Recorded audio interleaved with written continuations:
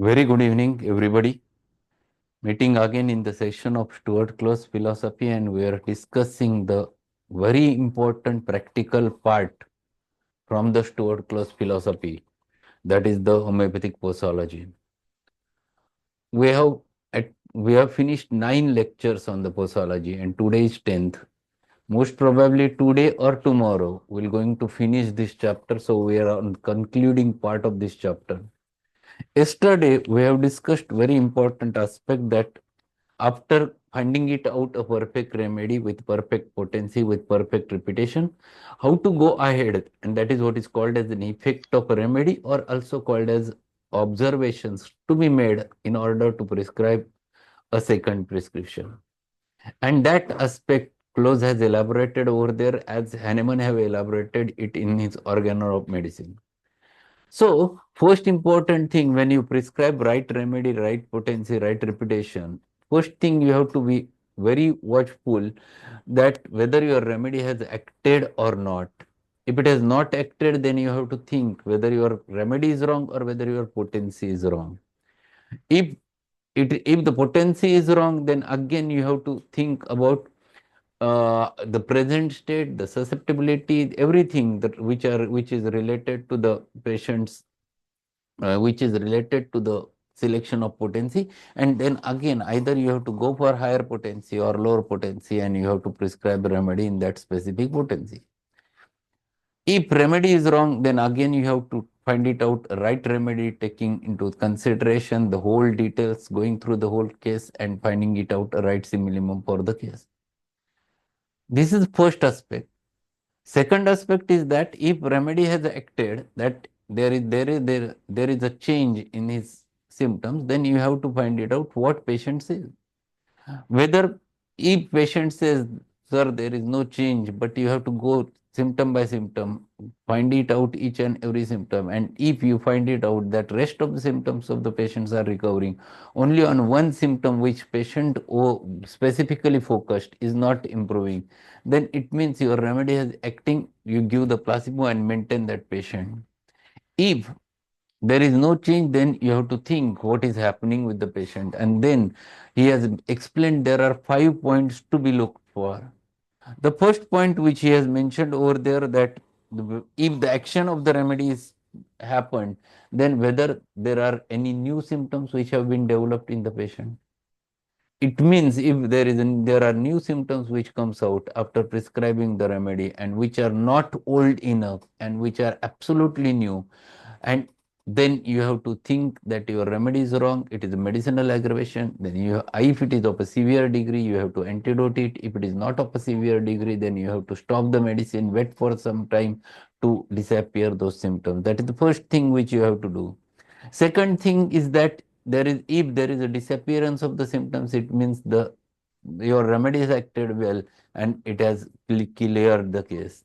Third thing, there might be original symptoms of the disease which might get aggravated, called to be a homeopathic aggravation. And if it is so, then you have to, it is a very good sign which indicates that patient, your remedy is working, and it is the time to stop repetition and just keep the patient on placebo. The fourth point is that you have to look for amelioration of the symptoms. After giving right remedy, the symptoms getting ameliorated, but in which direction they are going? Whether the symptoms of the disease they are disappeared, but the patient's internal complaints are getting aggravated, it means the wrong direction is taking place, and it means your remedy is superficially acting remedy, and it is not the right remedy. But if it happens that after giving the remedy, the old symptoms reappears over there, and the deeper structures, vital organs, they are getting recovered, and disease is coming to the superficial level, it means the order is perfect and it is doing well, your remedy is perfect. So these are points which we have discussed in detail. The last point which we have to discuss is the fifth one, regarding the direction of the cure or order of cure. So we have finished the page number 207. Let us start with the page number 208, right from the first paragraph itself. The direction of cure is from within outward, from above downward, in the reverse order of appearance of symptoms, which is called to be a Hering's law of direction of cure. And this is the right direction of cure, which right law, which explains exactly where you are and what your whether your remedy is right or wrong. By this test, we may always know whether we are curing or only palliating the disease.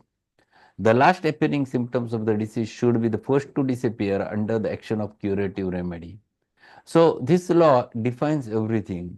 In subacute and chronic diseases, it is not unusual for preceding group of symptoms to successively reappear as the later symptoms subside and cure progresses. This orderly change of the symptoms should never be interfered with by repetition of doses nor change of remedy so long as it continues.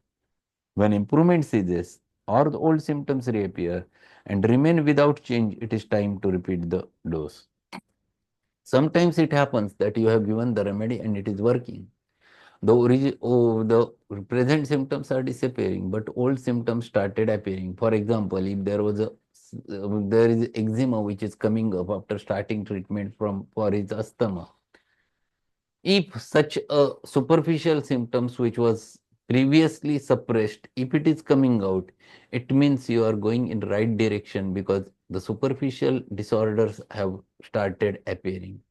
So this direction with which you understand that your remedy is working and your remedy is working in right direction definitely gives you confidence. At that time, there is no need to repeat the remedy or change the remedy. Just wait and watch till the symptoms disappears, and if they reappears, then there is a time to repeat the remedy either in same dose or increased dose. Fifth point which he defines over there, the change following the administration of the remedy may be quick, short amelioration followed by the relapse to the original or worse condition. This may be because the remedy was only partially similar or insufficient as to dosage, but where this occurrence is observed several times in succession and lasting improvement does not follow carefully selected remedies, it means that the case is incurable. There is not vitality enough to there is no vitality enough to sustain curative reaction and dissolution is imminent. So this is the point one has to look for. It indicates that whatever the remedy you have prescribed is superficial remedy or it is a partial simillimum. The patient's disease is incurable and that's why your remedy is working very superficially, not producing enough change in the patient, and because of which there is short quick amelioration but followed by again an aggravation or worse condition. And last point which he explains over there, in functional diseases or in the beginning of acute organic diseases, accompanied perhaps by severe pain, the administration of appropriate dose of the indicated remedy may be followed by rapid disappearance of the symptoms without any aggravation. This is a cure of most satisfactory kind, pleasing alike to the physician and patient. Remedy and potency were both exactly right. So sometimes it happens very occasionally in your practice that you give the right remedy and it works so beautifully that there is no aggravation and absolutely amelioration starts taking place right from the beginning and patient goes on recovery phase and it's a wonderful cure. Today I have treated one case. The patient was there who was there with me for female. She was a female around 42, 43 years of age and having 95 kg of her weight. She was not able to walk few footsteps. Immediately she used to get a breathlessness and she was having diabetes, she was having hypertension, she was having hypothyroidism and she was getting so much of breathless. She was that antiplatelet remedies, antihypertensive, thyroid, thyroxine, then thyroxine in 125 milligram doses, microgram doses, and anti-diabetic, all things. I started treatment with right remedy in her case with a proper diet and regimen, which I have explained. And within span of 2 months, she has reduced 8 kg of weight. Today she is 88 and she is improving so nicely. She says that now I can work in farm and I'm working for hours together without any breathlessness. I can walk nearly about 5 kilometers a day without any breathlessness. And this means that your patient is improving in right direction. Now it is time to give the placebo and just follow the diet and ask the patient to reduce the weight. These things are necessary. Once you find it out exactly what is happening with the patient and the way you react, and you follow the exact prescription, then it definitely works. And that's why effect of the remedy is one of the important entity which you have to take into consideration.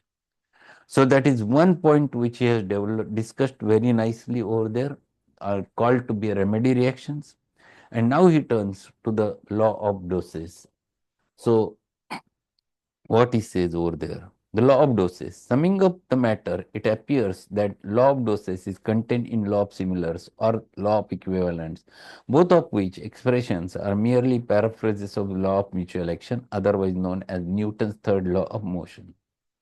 The law might be stated thus: the curative dose, like the remedy, must be similar in quantity and quality to the dose of the morbific agent which caused the disease. This is called as law of dosage. This is, if there are students, my suggestion is that just write over there on side of the over there. It is an MCQ for 2 marks in the exams. Stuart's law, according to Stuart Close, law of doses. Define the law of doses, and you have to write this as it is. The curative dose, like the remedy, must be similar in quantity and quality to the dose of the morbific agent which caused the disease. Very clearly he has mentioned. So the natural disease, the way it has produced in the similar manner, you have to produce similar type of artificial disease. So it is equivalent to that. Von Gravel is the person, homeopath, who has explained very thoroughly the constitutions. Von Gravel says the sole and simple question can only be what quantity of substance is necessary in order to induce that chemical or physical counter motion in any diseased part of the organism, which is equal in intensity and opposite in direction to that motion which is induced by the morbific cause, in order to check this latter forthwith, or at least to delay it, and then by repetition to remove it. Stated in this form, the question confirms the fundamental principle of homeopathy, similia similibus curantur, which is the statement in equivalent terms of the third law of motion: action and reactions are equal and opposite. That is also an MCQ. Every time it has been asked, what is the law of reciprocal action, or law of Newton's law of third law of motion? This is the law which is applicable everywhere in the production of disease, in the maintaining the health, in the production of, in the main appearing the cure, or in the process of cure. Everywhere this law plays the vital role. Gravel goes on to state that the task is to only discover the equivalent motion between the amount of motion excited by the morbid matter and amount of motion which we have to oppose it by some drug. For the solution of this problem, he says, we have natural law according to which quality contains the measure of motion and counter motion, and hence, for the purpose of therapeutics, the right dose must be and can be nothing else than the amount of indicated quality or remedy which is equal to the amount of force of the cause of the disease, and qualitatively runs counter to its course and motions. We possess thus in the very dose the or quantity of the morbid cause, the measure of the quantity of the dose of the drug to be used, and vice versa. So one Gravel also said the same thing. The stimulus which was needed in order to produce a natural dynamic disease, in the similar manner, you have to produce similar type of similar remedy in the same quality. So here the question of susceptibility plays the role. How much susceptible the person is, accordingly your dosage depends. If susceptibility is high, the dose higher the potency, less is the repetition. If susceptibility is low, potency is low, repetition till the susceptibility gets aroused.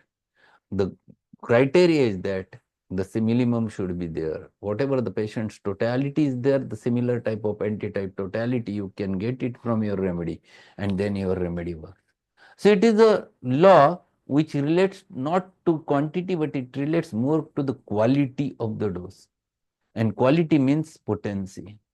So how much potent your medicine is there? Whether it is less potent means low doses, whether it is high potent means energy is much more in higher potency, and accordingly you have to use. It depends ultimately on 5 factors which we have discussed in this chapter earlier, that how to judge susceptibility and which are 5 factors on basis of which you judge the susceptibility. So this is what he wants to explain, and then he further goes. At first sight, it might be objected that this leaves us as much as in the dark as before, in as much as it does not indicate how we are to measure the amount of force of the morbid cause. But a little consideration will show that it does help us, because it suggests a measure may be found. Perhaps a measure has been found. Let us see if this be not so. So question arises, how much quality is needed to develop the disease? It is nothing but judging the susceptibility. If the susceptibility is high, that's why he has disease. If the susceptibility is low, that's why he is deceased. If the person has normal susceptibility, he would have not deceased. Here you have to judge what type of susceptibility is there in the patient, and accordingly you have to work. And then you have to take into consideration all those points which he has mentioned earlier in order to judge the susceptibility. Graval is a careful Gravel is careful to warn us that we must not be misled into considering the quality of the external morbid cause as the measure of the dose, because the qualities of the external morbid agent acting within the organism cannot be judged by quantity. A quantity or dose of morbid substance so small as to be invisible or imperceptible in any way except by its effects might set up an action of such a violent character in quality as to lead us to think the quantity must even be great.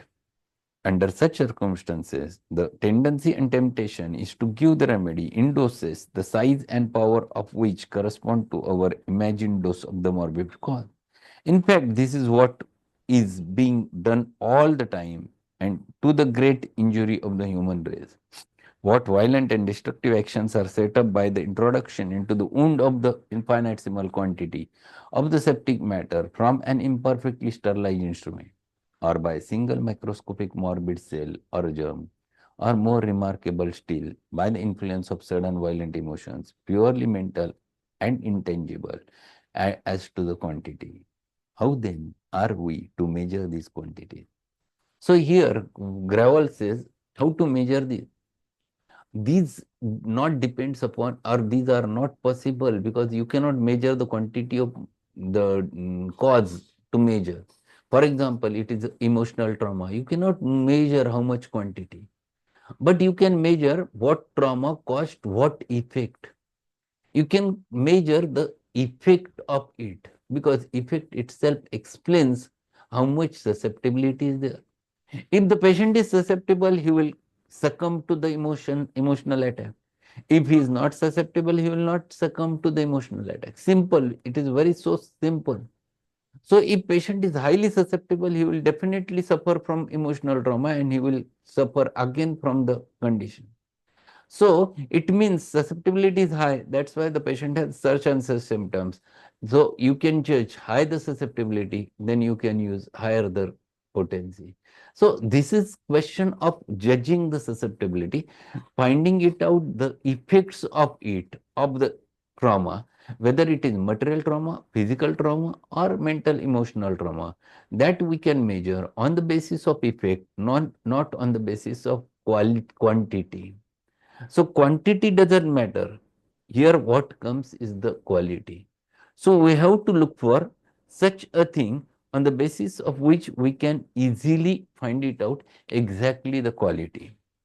And then he says the law of similars or equivalent action reveals the answer, and mechanical potentiation according to scale gives us unit of measurement. The result is obtained by simply reversing our rule of similars.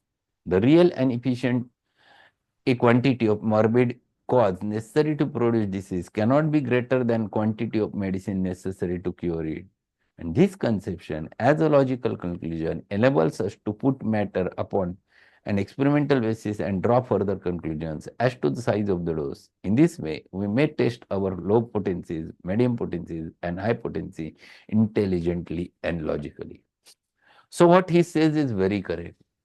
If we can judge the effect, then we can think whether you require low potency, whether you require moderate potency, or whether you require high potency. It depends upon the susceptibility. Low the susceptibility, low the potency. Moderate the susceptibility, moderate the potency. Higher the susceptibility, higher the potency. Repetition again depends. Low susceptibility, low potency, repetition in susceptibility gets aroused. Moderate susceptibility, moderate potency till the patient starts showing the recovery. And then higher the susceptibility, higher the potency, but less is the repetition, or few doses are needed for the patient. So it depends upon the effects, not on the measuring quantity of the causative organism or causative entity, because all things are not measurable. And this is what he wants to highlight over there. So we are on concluding part of this chapter. The rest of the things tomorrow we'll finish, because that part is a concluding part, will take a complete lecture, and where he has explained exactly the science behind that. So that will keep aside for tomorrow's session. That will be last lecture on the homeopathic posology. So that's all for today. Thank you being there, and we'll meet tomorrow directly. There will be no lecture on Materia Medica today's session. We'll meet directly tomorrow with both the sessions. So thanks a lot and good evening. Thank you very much, sir. Okay. Thank you, sir. Have a good evening. Thank you.